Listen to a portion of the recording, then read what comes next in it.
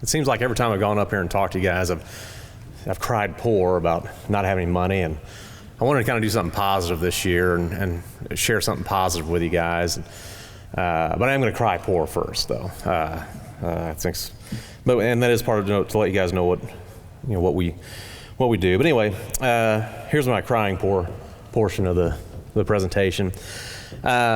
We just approved a program, and as you can see, in 2016, and it's just shy of 600 million. 2017, we're dropping down to 330 million, and then it's a pretty small program for us, considering when I used to run the program, it's not because of me, but we were at about $1.8 billion.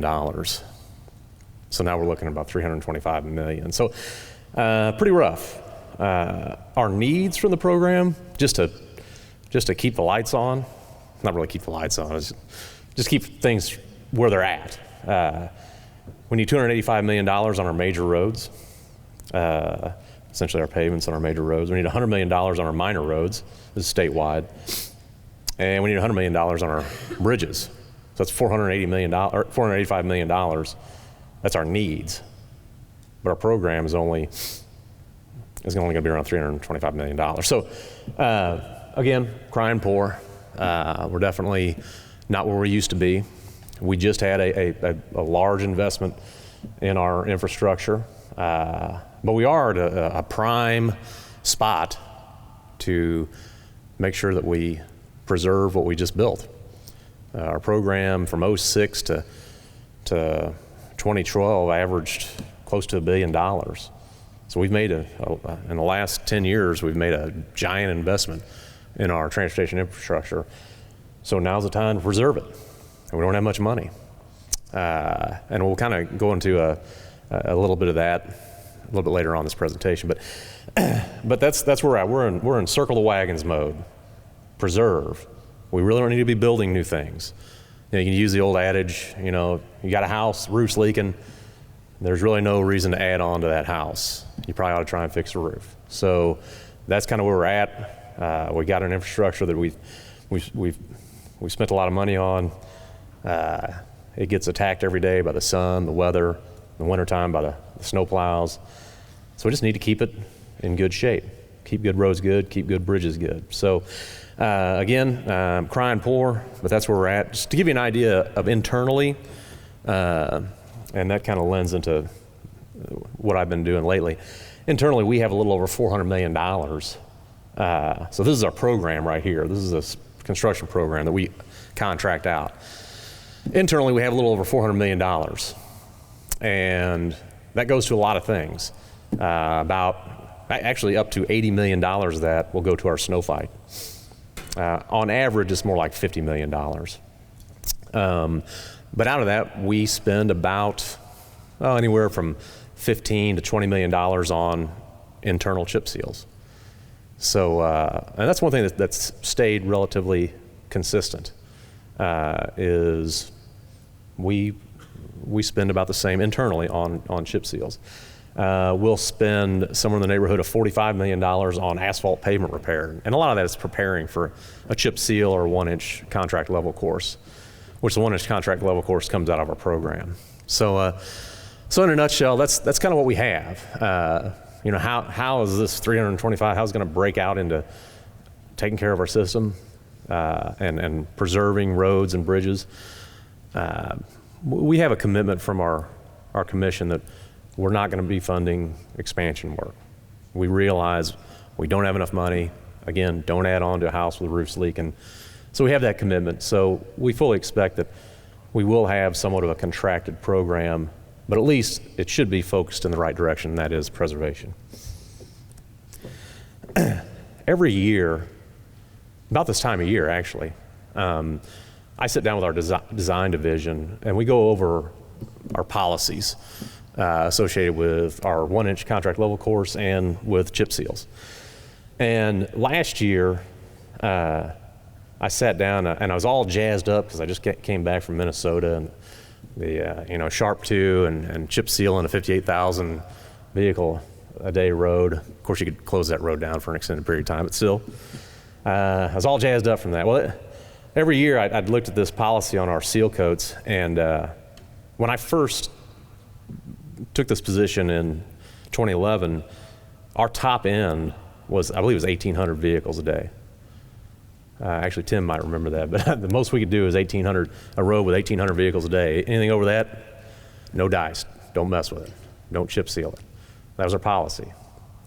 Well, I started pushing it up, I think at one year it got up to 7,000, just period, 7,000 vehicles a day. Then last year, I went to design, and again, I was all jazzed up from being in Minnesota. I said, let's do 24,000 vehicles a day on a dual divided road. Let's do it.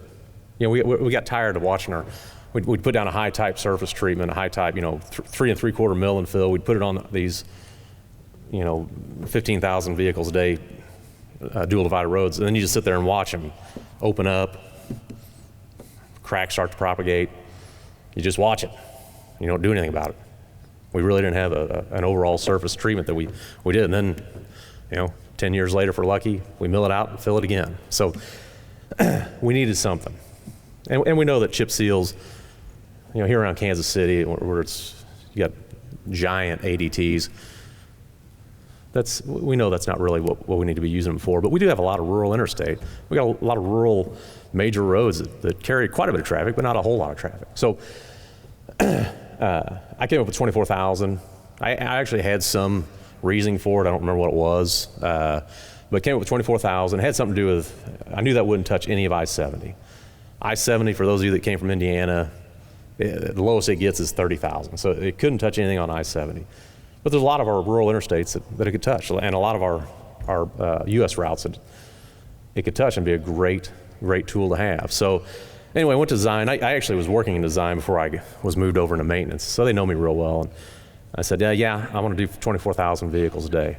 And the response was, you're crazy. No, forget about it.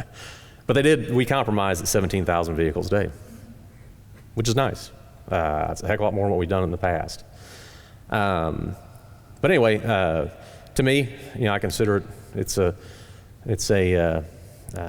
step in the right direction. It is something that on a full scale we can do on these higher volume roads. And luckily, a week before this meeting, our central district, they took us up on this policy, which was scary. Very scary. They essentially did a stretch of Route 63 in Boone County. This stretch of Route 63 is north of Columbia, or just north of I-70.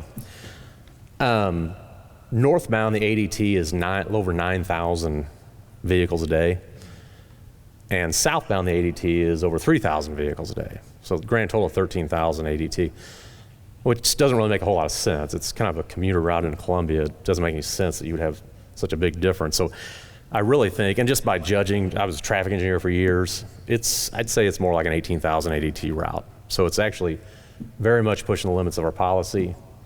And our central district, just last week, or 2 weeks ago, they chip sealed one lane. And last week they chip sealed the other lane. It was very successful. Joe Moore kind of led that charge back there in the back. Ended up with 7 windshield claims. And again, the biggest leak we've ever taken in chip seals. Actually, there's a Richard Stone from the city of Columbia. He comes to these meetings every now and then. He's supposed to come here, but I don't know what happened. But I went out there and I was taking this picture, and I turned around there. He was standing there, and he goes, "What are you doing?" I said, "Hey, we're chip sealing a major road, a high volume major road." But from the standpoint of putting it down, it was successful as far as not having a lot of windshield claims, because that was our major concern.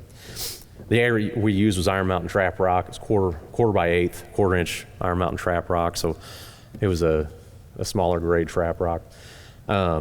Again, we did multiple passes with rollers, I guess, on the second round, Joe. So we really just let the rollers kind of simulate the traffic to try and work it in before we opened it up to traffic.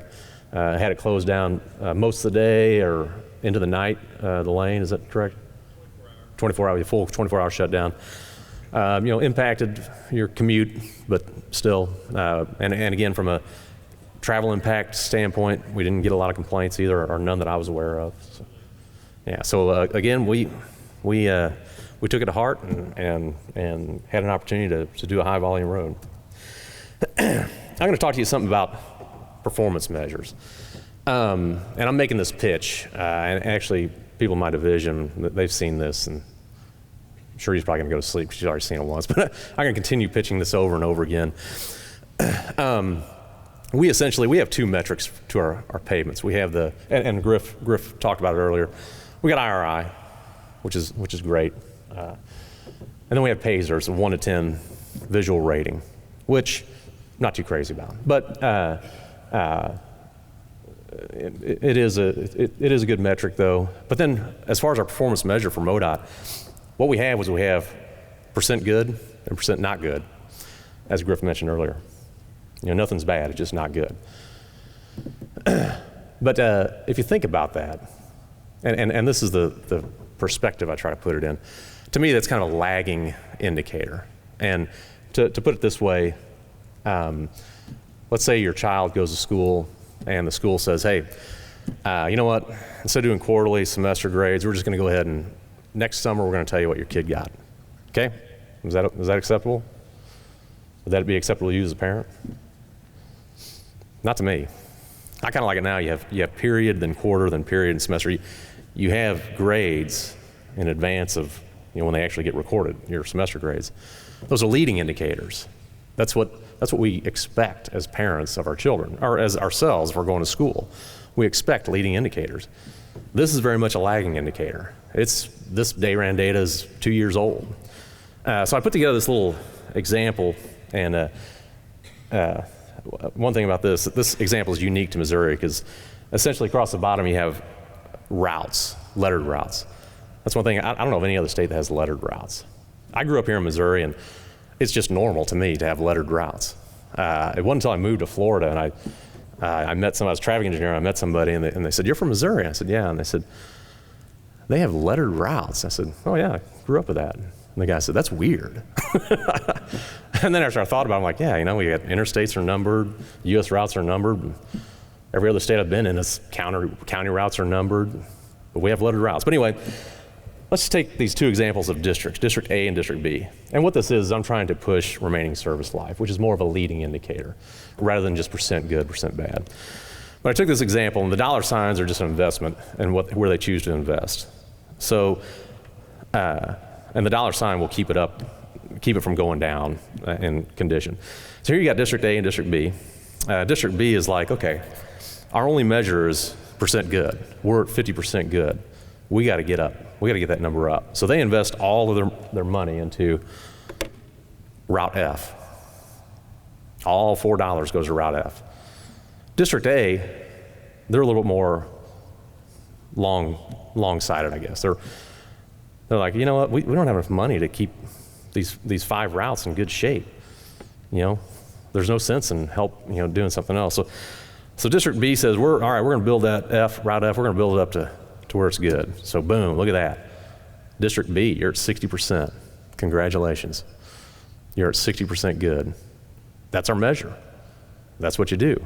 District A, what's wrong with you? You're still at 50% good. So District B is making the decision, I'm going to look better. So then they say, all right, let's attack Route H, or Route G. Let's dump our money in Route G and get that up to good. And Route F is just barely good, so we got to dump a little money in that. So, okay, man, we're not nearly there on Route G. Let's dump some more money into Route G. Holy cow. District B, you're at 70% good. Congratulations. You're at 70% good. You're performing great. Well, it's just kind of advanced, but what's interesting is their RSL, the remaining service life, is 10 years, whereas District A is 22. But it doesn't matter. Our performance measure is percent good. It's not remaining service life. So let's kind of go down the road here. Good job, District B, 70% good. Look at that. What's wrong with District A? They've been at 50% good this whole time. What's wrong with those people? They're making bad decisions because their only measure is percent good. District B is at 70% good. What's wrong with District A? Holy cow, what just happened to District B? Now they're at 50% good.